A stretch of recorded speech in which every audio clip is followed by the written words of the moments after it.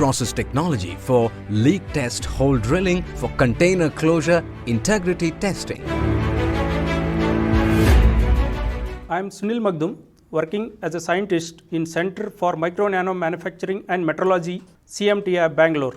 CMTI has a state-of-the-art laser micromachining system, namely femtosecond laser micromachining system. With the help of this system, CMTI has devised state-of-the-art process technologies for leak test hole drilling for container closure integrity testing.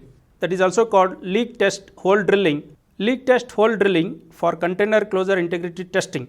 Container closure integrity testing is an assay that evaluates the adequacy of container closure systems like vials, ampoules, plastic bags, etc. to maintain a sterile barrier against potential contaminants. Contaminants that could potentially cross a container closure barrier includes microorganisms, reactive gases, and other substances. CMTI has devised a process technology to drill microholes ranging from 1 to 500 microns for CCIT testing. A certificate of conformance and quality data sheet is included with each leak test hole drilling order. Thank you.